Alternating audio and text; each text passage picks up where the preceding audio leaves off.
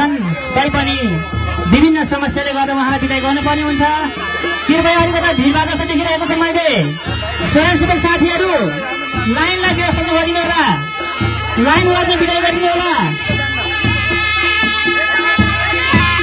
सबैलाई बिदाई गर्न मन लाग्छ, सबैलाई मन लगाइदिनु मन लाग्छ।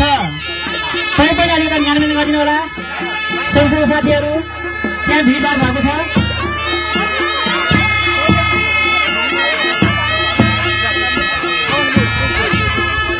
अब हाम्रो केही समयमा अगाडि कार्यक्रम सुरु भइरहेको छ।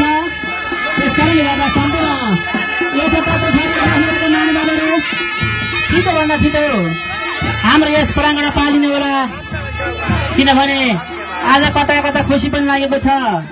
यत्रो जमघटलाई हामीले मराङवासीको जग्गामा दुखम सुखम भए पनि बसेका छौँ। यो मराङको जग्गा एउटा राम्रो भूमिका पनि खेलेको छ, किनभने हामीले जुन उद्देश्य प्राप्तिको लागि यो बेसीको जग्गा किनेका थियौँ, त्यो उद्देश्य समयमा पुरा गर्न नसके पनि आज यत्रो मराङ विकासको लागि यत्रो आगमको पाहुनाहरू मराङवासीहरू समात्न पाएका छौँ।